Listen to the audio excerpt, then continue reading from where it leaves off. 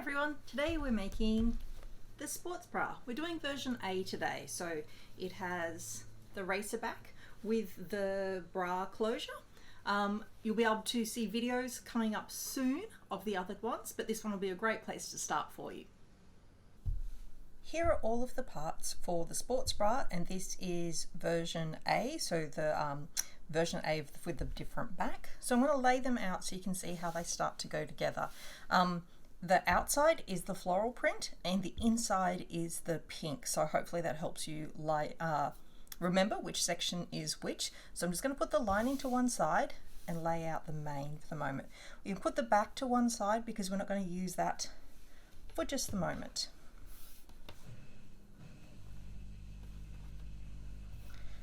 So front panel,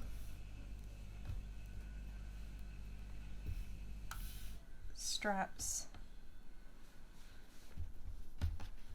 side and side. So what we need to notice on the sports bra mostly is you'll see here there's a very swooping kind of angle curvature to the side of the sports bra, which means that when we try and line things up, there's this extra little triangle here. That's referred to as a turn back, and what's going to happen is when we lay it in place and we pin along the 1 centimeter line, and if you're struggling to visualize this or to line it up, just grab a ruler and draw a 1 centimeter line on. But if I just hold it with my finger and flip back, the little triangle pokes up at the top, the curve remains the same. So this is going to happen a lot in this pattern, so keep an eye out for that as we pin pieces together. So to start, we'll pin down either side to start with, and we're going to put our straps to one side and attach them later, because we're going to attach our straps so that everything on the inside is going to be clean finish. Today I'm using some ballpoint pins because I'm sewing with lycra fabric. They're really great. I'm also going to be sewing on my overlocker today, so I will be pinning outwards to make it very easy to see the pins at all times on the overlocker. You can of course stitch this on your regular machine using a stretch stitch. I like to use the lightning bolt or a very small zigzag that's not too tall. I find that if they become very tall, the side seams don't look as neat. Alright, so that's our front all pinned. We're going to pop our straps across with our back. Just put this one to one side. Now our front, we have a power mesh lining. Again, our straps. We have the side panels and the underbust panel. Firstly, we're going to stitch the seams here so that this becomes one continuous amount, and then we're going to come back and we're going to pin in this curved section so that we can do it.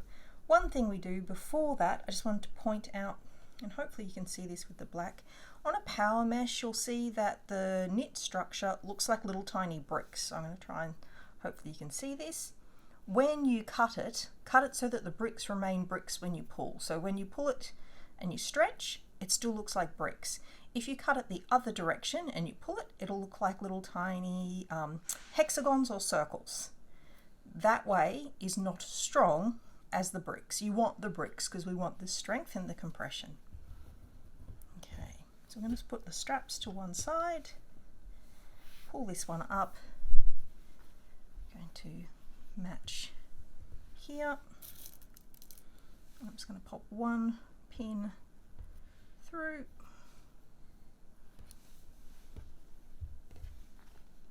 and the other side. And now we're going to head to the overlocker and start sewing it together. So this is the front of version A of the sports bra. I'm just going to run through the seam.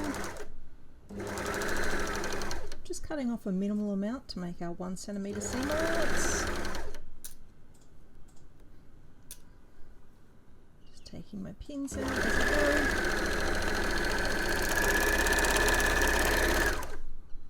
Again, leave a nice long tail, and you can see when it's sewn you get that nice curving swoop happening on the seam there. Just do the other side. Now of course this can be done on your regular machine. I'm using the overlocker mostly because it's easy and I have fun.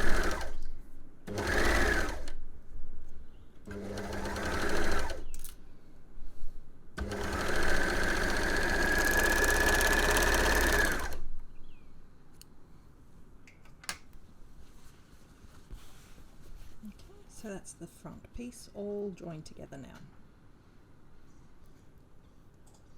So with the lining, I've just got 2 little ones to do, like little seams to do. Now it looks like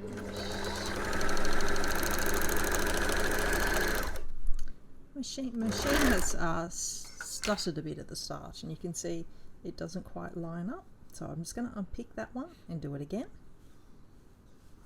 But first I'll do the other side. And to avoid the stutter this time, I'm going to lift my presser foot, line my fabric up underneath, pop my presser foot back down again.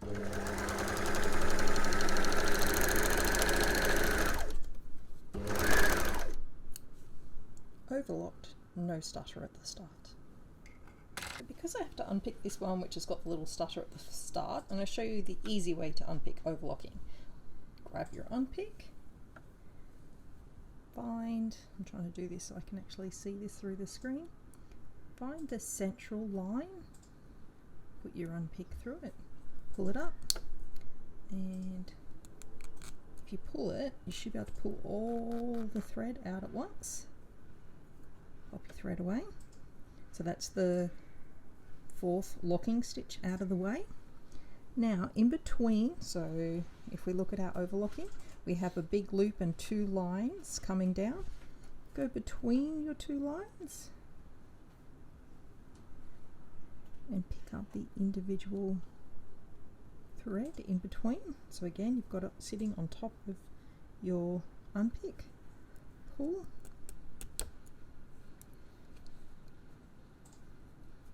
If you pull one side and then the other, so you can actually take the whole thread out, and then the entire unpicking takes it all out. It's a lot easier to do it rather than unpick every single stitch. So now that we've got that, we're going to line that edge back up again, lift the presser foot. Now this time I have to be careful to not take any seam allowance. I'm going to line it up nice and close to the blade. Just take a tiny amount.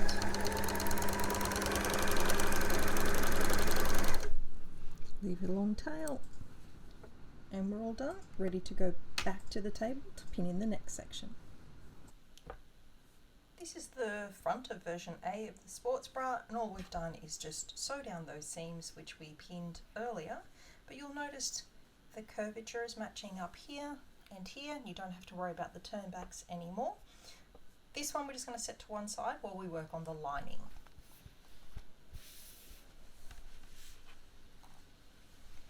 So the lining, we end up with this long kind of octopusy looking piece which is very twizzly, and then we have our piece of power mesh which goes inside. Before we pin the two together, just have a feel of your power mesh. One side will feel very smooth and the other side will feel slightly rougher, just like little tiny lines that you can feel. So this one's actually my smooth side and this is my bumpy side. So I'm going to flip it so that my smooth side is going to be the side that sits closest to the skin of my body. And while I've got it there, I'm going to take one of my pins, fold it in half widthwise, and mark a pin for the center. Okay, so when I unfurl that, you'll see there's a pin marking the center. With this lining, which mine keeps wanting to curl every which way, I'm going to fold it also in half, match my two seam allowances of this shorter section, make sure that the edges match, find my center and mark with a pin. You could also mark with chalk or a water-soluble marker, but you need something that's not going to come out and that you can see easily. So I just like to use a pin because it's very easy to actually find. What we're going to do is we're going to sew these curves together. Sewing curves can be a little tricky for some people. So one of the easiest ways to make sure you're going to align it, flip it across, match up your two pins first. That means no matter what happens, the center is always going to be in the same spot. Sometimes if I'm going to be sewing lots of curves, I'll actually mark my center with a different colored pin or one of the pins which has a big head to it. They're a little bit harder to push through because they're not ballpoint, so it's a little bit trickier. So that way I know it's my center point. Now I'm going to match my curves. So the trick is to not worry about this bit sitting flat. The only thing we need to worry about is that this cut edge of the black power mesh meets the pink cut edge. You can use as little or as many pins as you want to.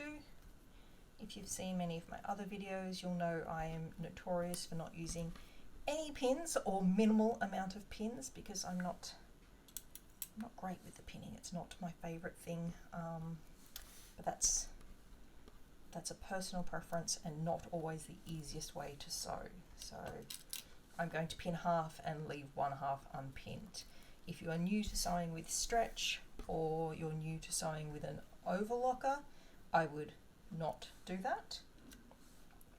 If you want to sew this on your overlocker, but you're a little bit worried about trying to get this curve without cutting anything unnecessarily, you can always baste it in using a straight long stitch on your sewing machine and then do it across. So here you'll see we've basically reached a right angle. So all I'm going to do is take this corner and move it. And this gets a little bit easier to do a bit more upright than sitting flat when it comes to pinning, but it just does make it a little bit harder for you to see on screen. And again, all we're worried about is that the 1 centimeter area where we're actually going to sew and take our seam allowance, that section sits flat. I don't care if this bit's all wobbly, I don't care if this bit's all wobbly, it's just this centimeter where our seam allowance is. And again, on this curved section, you will have a turn back corner as well. Don't stretch your fabrics to make them turn the corner. Stretch fabrics have quite a lot of bounce to them and recovery, and that's what we're going to use. Okay, so we're coming up to our corners. I'm going to pop one more pin in,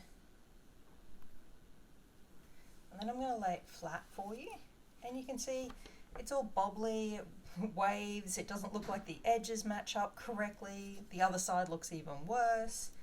Doesn't matter, because where this 1 centimeter seam allowance is, that bit sits flat. So you can pin in the other section, and then we can take it to the overlocker and stitch it all together. Just going to line up insides.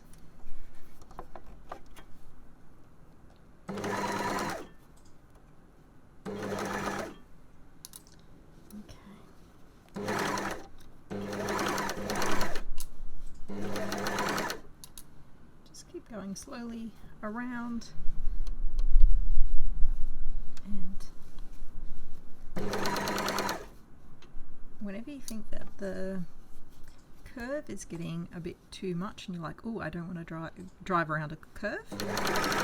Just remember to line up this edge of your fabric with this edge of your plate. If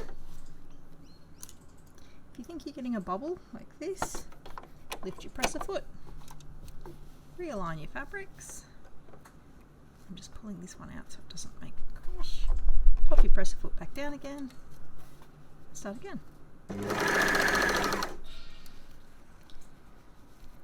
A lot of people are very intimidated by their overlocker and they're like, oh, what happens if I cut something? If you go slow, pin, know when to push, when to pull, the blade isn't really an issue. You can of course disengage the blade, but I actually find it easier just to go a bit slower. Okay, so I'm just going to hold the center section with my fingers. So you'll notice on my second half I haven't actually pinned at all. So generally I don't sew with any pins. It's the way I was taught to sew in fashion college. It is not easy. It is definitely a learnt skill, and it is not something I encourage people to do. The reason I was taught to do it in fashion college is because we were training to be machinists, and working in a factory is a highly different environment to being a home sewer. When it comes to being a home sewer, use your pins, they are your friends. I just fall into old habits and continue to not use my pins.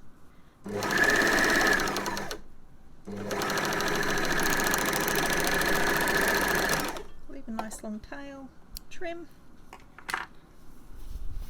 and turn it up the right way round. You will see you are now attached to, do I have a wrinkle there? A little tiny wrinkle. I'll press out. So you're attached your lining to your lower. And if you've got it right, you should join up correctly here with a nice smooth line. So we can pop that to one side and we can join it to our outer in the next step. So here we have all the parts of the sports bra coming together. So we've got the front or the outer as well as the lining, and we're going to add the back section to it by creating our sandwich. So first of all, we're going to lay out the front right side up. Going to take our back panel. So this is the top neckline of the back, and this is the back opening in the lower band. Again, we're going to feel our power mesh for which side is the smoother side. So it's that one. We're going to move it so you can see a bit better. So it's going to look like this in terms of this swooping armhole. So I'm going to flip it this way.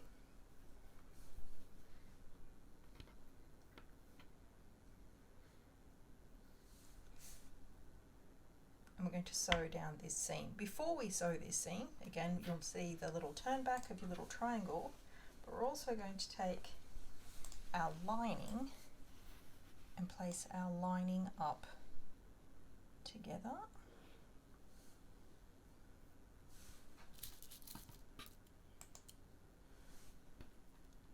And pin them in place. Because it's some weird shapes and some weird sort of maneuvering into your machine, I would definitely pin this side, sew this side, and then repeat this step for the other side. If you try and pin both at once, it's very tricky and gets easily tangled up. So do this side and then do the other side. I'm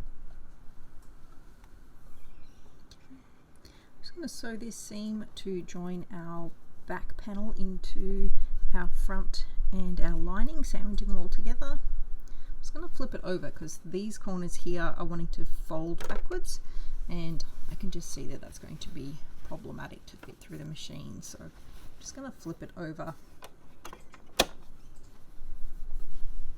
and line it up. Sometimes the turnbacks, because they've got that nice long pointy bit, they actually make it a little bit easier to guide into the machine because they're going to grab first, which is handy. So just take your pins out as you go.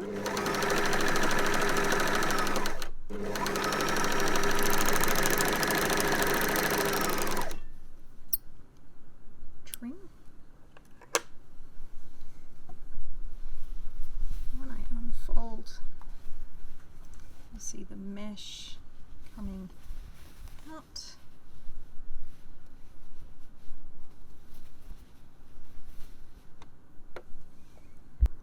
I'm just about to sew that seam again because I actually got it a bit twisted up and I didn't like it, so I have unpicked and I'm going again.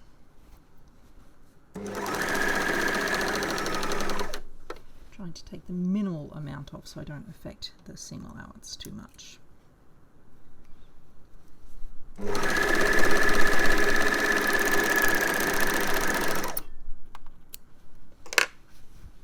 Hopefully this time I've got it better. Much better.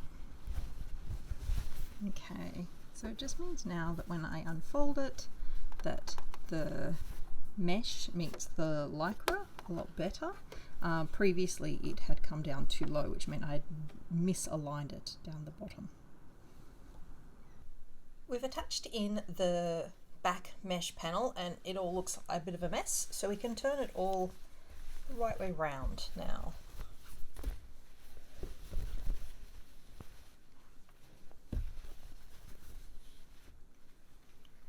Which mine really doesn't want to do.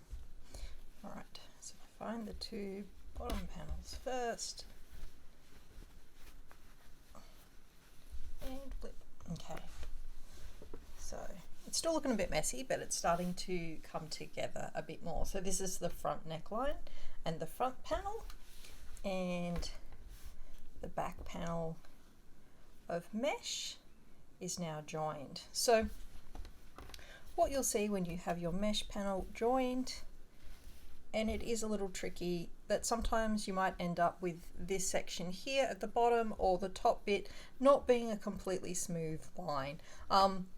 It happens, you know, particularly if you're sewing with the overlocker because it likes to move it a little bit. If it's easier for you, rather than keep unpicking and redoing this line, pop the two sides one on top of each other. So I've just literally folded the back panel in half, line up the two seams, line all of this up so it all sits flat, and just literally cut a little smooth line just so that line is a bit smoother. So we would do that in the next step anyway, because we're going to attach the fold over, but there's no problems if you just sneak it off a little bit. If it's a lot, do be aware that this is your armhole, so don't take like a centimetre or more, but you know, if this one's sort of like 5-6 mil, that's okay. Just you don't want to drop your armhole too low, or you're starting to get the breast tissue pushed sideways. So clean up your edges. Once you've got those all sort of clean, fold it all out.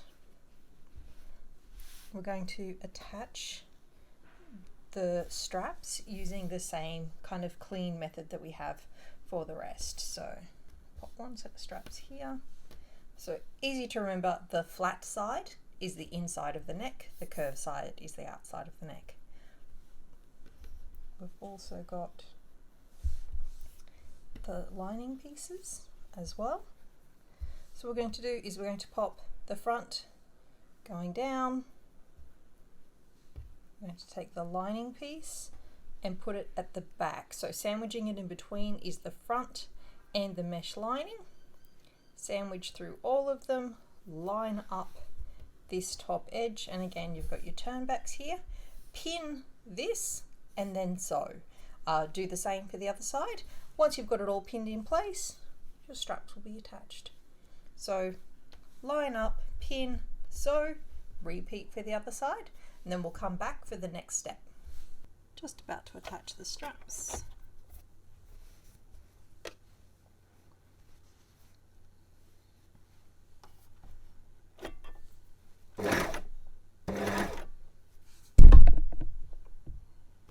Sorry, I just bumped the filming rig then for a moment. Sorry about that.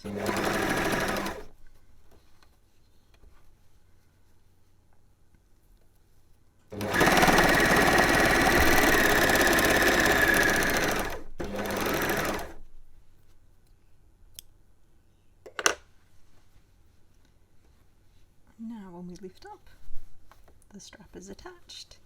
We also have the lining strap attached, and again, nice clean finish on the inside so you don't have any scratchy seams for you. So we're going to do that for the other side, and then we're going to go back to the table for the next step. The straps are all attached now, so front and back on both sides, and we're going to prepare for joining on the fold over elastic. What I find easiest with the fold over elastic, rather than trying to hold both pieces together and then apply the elastic, let's go through and pin all of the sections together, making sure that you've pulled the strap up tight. I find it helps to put a pin directly on that seam. And what we're going to do is we're going to swap to our regular machines, and we are going to stitch a basting line all the way around the neckline, the armholes, and on the bottom I'm actually going to use the overlocker, but I'm going to pin everything in first so that all of the edges line up, then baste it, because it just makes applying your fold over elastic so much easier. So a little bit of extra work now just to make your elastic easier, which will make your elastic look neater as well. I've swapped back to my regular machine. I have pinned all of the outside edges together so that I can stitch along, and I've already overlocked the bottom so that the outer and the lining are now securely attached. So I'm just going to pop it in, lining up my cut edges.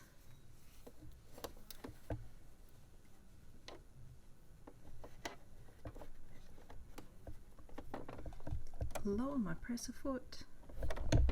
And because it's a basting stitch, I don't need to do any reversing, and I'm just going to go around the edges.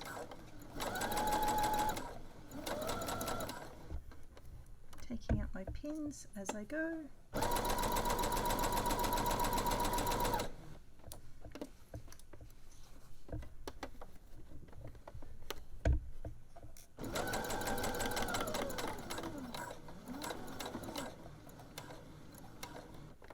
I'm sewing 3-4 mil in from the edge to try and get it in nice and close. It will make it a lot easier when you are doing your fold over elastic. It also means if you're super sneaky with your fold over elastic, you don't even have to take your basting stitch out, so that's kind of handy as well. Get to the end. So that noise is just my machine auto cutting off. So you can see the edges are nicely basted together. I'm going to keep doing that for the rest of the pieces, and then I'm going to go through and I'm going to trim off all of these excess pieces where you can see the leftovers of the turnbacks and the overlocking, and make sure that it's one continuous smooth line. Then we're going to move on to the next step. I've finished basting all of the outers to the lining, so you can just see the basting line, and I've trimmed off all of the edges so you don't have any more of the turnbacks showing up anymore at all. So from here we go straight into applying our fold over elastic. There's more than one way to apply fold over, so I'm going to show one of the slightly easier ways to do it first. So I'm flipping to the back mesh just to the upper neckline, just because it's kind of like a nice easy one to do because it's quite short, so it makes it good for a demo. So what's going to happen with your fold over elastic is you're going to line your cut edge up to the fold on the inside of the elastic folds over and it gets top stitched down. So you can do that in one pass, but the first one I'm going to show you is what we refer to as two pass. So I'm just going to line up and then we'll come back and I can show you how to do it. So again, this is the back neck of the back mesh, and this is the underside. So the side sitting down, facing down, is actually what will face outwards when you wear the garment. So we've got our fold over elastic. One side of my elastic is shiny, which is the outside. The other side is the matte side. I'm going to leave myself a nice little tail at the end and line up my fold line with the cut line of my fabric and pop them in. I've set my machine still on the basting stitch, so it's a long straight stitch. I'm using a stitch length of 5, but honestly anything over a 4 is fine. Get yourself started. If you have a little tail, this makes this easier to do. So just do a few stitches. Alright, so now I'm onto the fabric and I'm through the elastic as well. I'm going to pull the elastic a little bit, put some tension in it, and keep stitching. So I'm using the finger, which is, you can see, pushing down. I can feel the edge of the fabric and I'm holding it to the center of the elastic. Just go nice and slow. Got to keep realigning. You can also pin it in as well, but I find it slightly more difficult to pin with the stretch tension that you need to do. Again, just keep lining up the fold line to your cut line.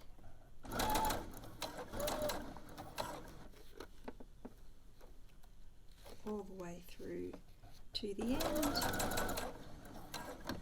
And once you get to the end, just give yourself a nice little tail and finish off.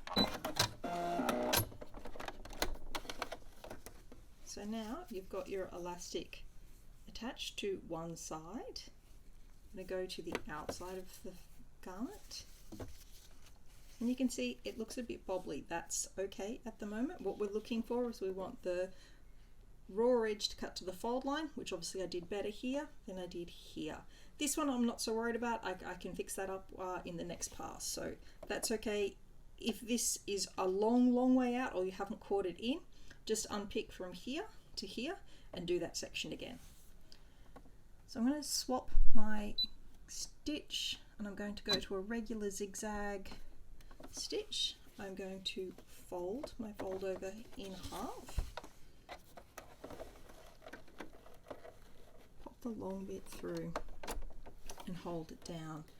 So like any time you do a zigzag, you want the bottom of the zig and the zag to be along this bottom edge with the rest of the stitch coming up into it. Try not to have the zigzag come onto the fabric. It's not a huge issue if it is, it just looks neater, that's it all. So on mine, I know that if I line up this edge of the fold over with this edge of my foot, it all works out fine. So just going to get it started. I can see I need to move it across a little bit, so I'm just pulling it into position. And because we put tension in the first pass, we don't need to do it in the second pass.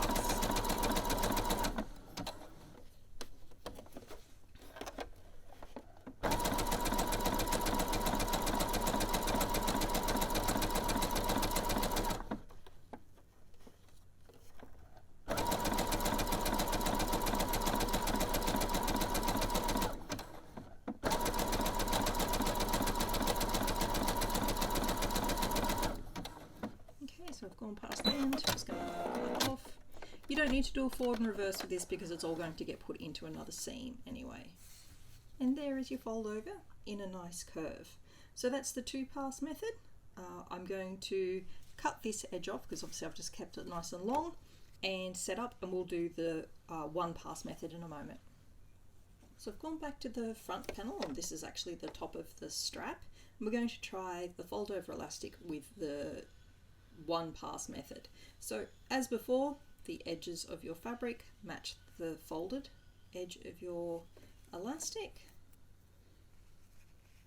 literally fold it over, and I'm just going to pop a pin in there so it just makes it a little bit easier for me to demonstrate. Again, leave a tail. A tail not only gives you something to hang on to, it stops the elastic and the fabric getting sucked down into your machine. So do leave a tail. It just makes your life a lot easier, and it's totally worth the minor wastage of 2 centimeters of elastic. Okay, so I've got it still, my machine set to the zigzag, which we had set earlier. All right. Now I'm going to do this without using pins. You can use pins. If you are going to use pins, remember to add the tension in as you pin. So you would pin a section, pull and add some tension in, fold, put your pin in, and keep doing that the whole way round. Because you've only got one pass at this and you're doing a stitch in a zigzag, you either have to unpick lots of zigzag if you don't do it, which is a pain, or you can just do it straight away. I tend to do it as I go, but that's okay. What you can do though, start off nice and slow. If your machine gets stuck a little bit here and just wants to go back and forth, grab the back of your tail and just gently pull it until it comes through. Alright, once you're actually onto the fabric, this is once we start to add in our tension. No tension in the garment, it's all in the elastic. So we're going to pull it a little bit. I'm going to stitch.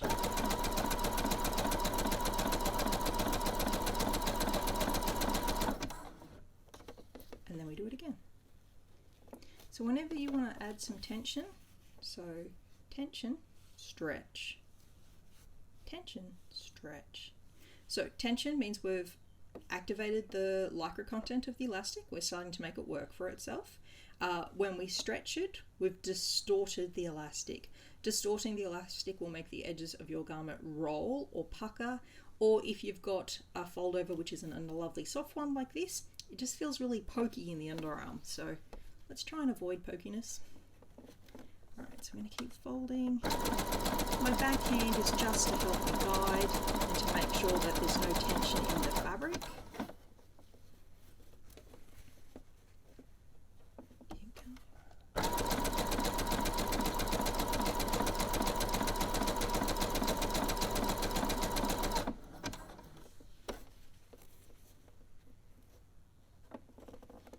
Now you'll see here we've got a seam line, and it looks like it sits up a little bit, and it does.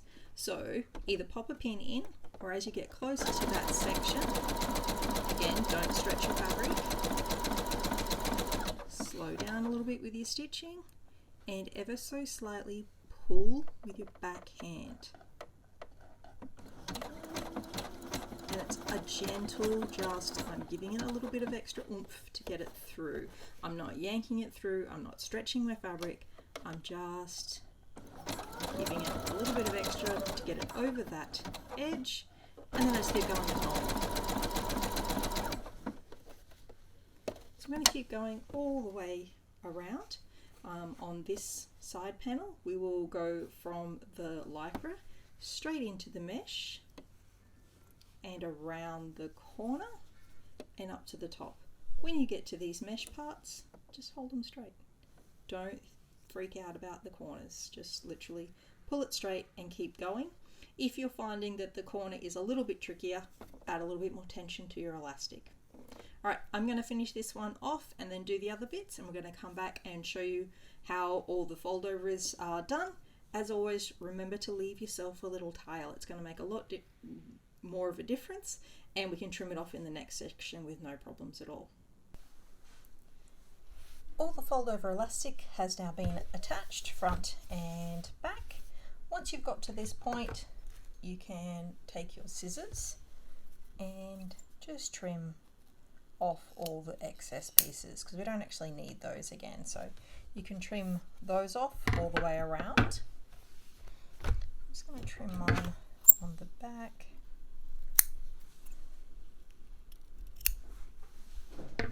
Next we're going to attach the bottom elastic. So I've got this nice wide stripe, and it's going to be attached along the bottom edge, so I'm going to zigzag it to the outside, and I'm going to leave enough room to be able to attach a bra back and to it. So if you've never attached a bra back before, they normally have these little flaps here. They fold over the edge like that to create a nice folded edge, and on the other side they either have a little section which you slide into, or this one folds over the edge like this. So don't forget your hooks actually have to be able to hook. So whenever you get stuck like this, I always like to grab a bra and sit it out so that I can actually see it as well. So leave a little bit of space for your back, but you can also make this one where it's just completely elasticized around the bottom. You don't actually need to have the back. If you're going to do that, I like to join up the edges. So I do a little overlap here and I go all the way around, overlap at the end, and then just top stitch down before, but I can show you that on another one. So here all I'm going to do is find my center, match up the center, and then take pins, and on this one, on the stripe, basically the top stripe is almost the same width as my overlocking. So I'm kind of going to go so that my stripe covers my overlocking just a little bit. I'm just going to pick it up so you can see that a bit better. So it's going to cover it so it looks like that. So you get a little bit of up over the top. So I'm going to pin it in the whole way round. When you're pinning it in, there is no tension on this one. Underbust bands don't need extra tension because otherwise it makes it really hard to get them on and off. And the sizing should be right so that you don't need to have the extra strength underneath. Okay, so we're going to keep pinning the whole way around. Then we're going to take it across to the machine and we're going to stitch it in place. The elastic's now been pinned to the outside, and you'll just notice here where the mesh and the fold over, this is where the stress point of the elastic is actually going to be. So I'm going to pop it in underneath my machine, and on this one, because the elastic is very plush, I've increased my stitch width and length of my zigzag, because otherwise I find it kind of eats your elastic a little bit. It's just to do with the wider, plusher elastics. It's the way they're actually knitted. So if you're a little bit worried about getting it aligned or anything, swap back to the large straight basting stitch, baste it in place, then come back with a zigzag, because this stuff is really hard to unpick. So just do it that way. All right, so we're going to get started. So I'm onto the actual fabric now. What I'm going to do is I'm going to reverse a little.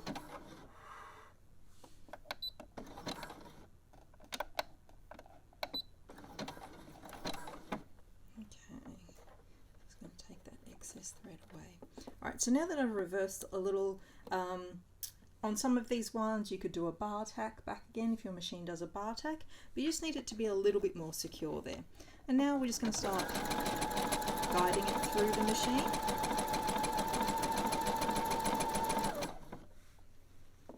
We're not adding in any tension, it's going in completely flat.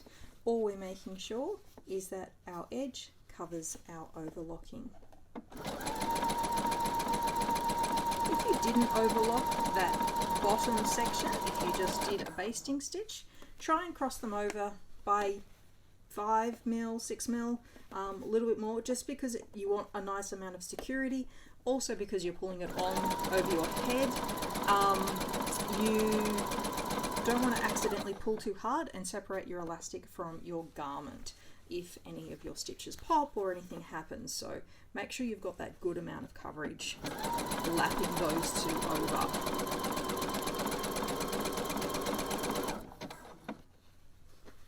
So as you can see, the zigzag's going on nicely along the edge, joining the two together. I'm going to keep going all the way around to the other end. Once I reach the other end at this point, I'm going to do my zigzag forward and reverse again, just to add a little bit more strength. Then we can attach the bra backs. So I'm going to attach the top straps at the moment. I like to attach mine to the back first, that way I can always pull it on over my head, double check my strap length, and shorten or lengthen as necessary. So this might come up a bit. If your elastic is slightly narrower than your back, what I like to do, just push your mesh together a bit. If you think about this beforehand, you can also cut the mesh a little bit smaller before you apply your fold over elastic, which is my preferred method of doing it, but I just forgot today. Alright, so I'm going to pop it in underneath the machine. I'm just using a straight stitch for strength today. I'm going to reverse. Okay, now once it's come back on, I'm going to lift my presser foot, push my mesh so that my edge of my fold over meets the edge of my elastic, lower my presser foot again, go all the way through, reverse again,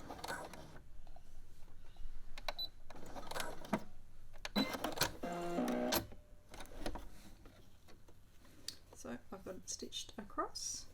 I'm going to flip the elastic up, push it down that way so my seam allowance is going underneath. You can trim off all your threads at that point too as well if you wish. I'm going to pop it back underneath the machine and top stitch it in place. Now as you can see, my machine, much like everyone's, is going to stick a little, so all I do is just pull a little bit to get it to move. The other way to do it is, I'm going to try and do this if I can, lean and use your hand crank to move yourself forward. So it's just the elastic gets a little bit stuck underneath the foot sometimes.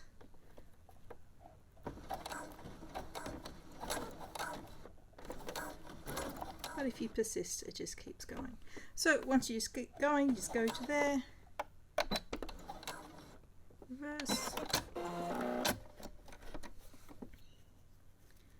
So I'm just going to trim off all the excess. I'll probably go over this with a bar tack again later for some extra strength. Then I'm going to find the front strap. Make sure you've got the right side. Don't accidentally cross over your straps. Repeat the same process, including the top stitching. Oops. So it will look attached again, and that's how we've attached our elastic. Do that on the other side, and then your top straps are actually in. If you're not sure of your length, try it on before you've attached it to the front. Fold it over, pin it in place, cut off however much you need. Do it that way.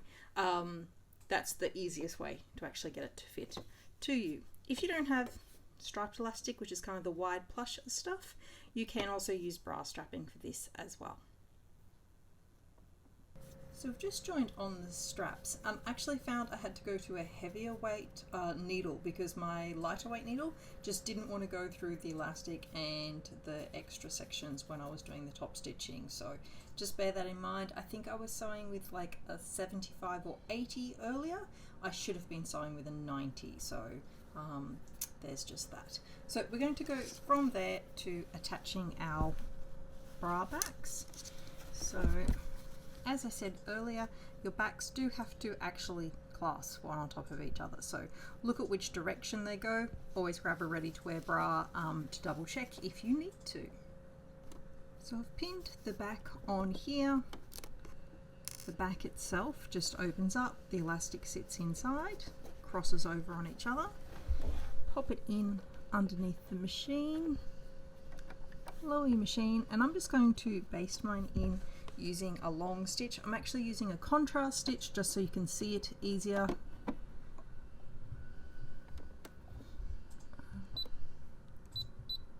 Just increasing my stitch length for the basting.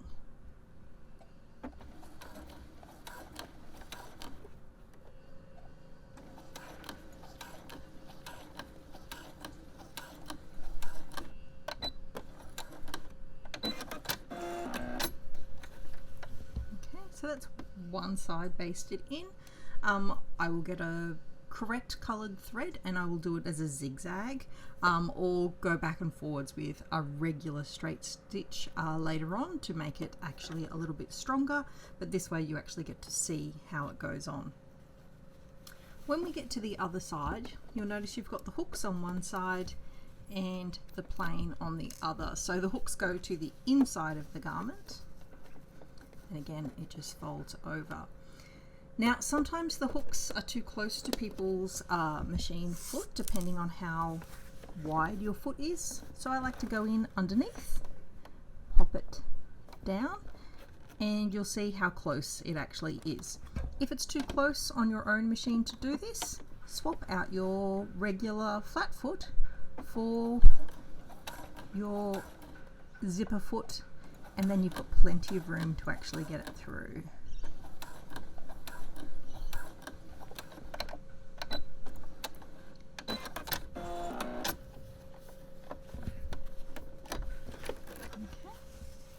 There it is, it's all attached, and now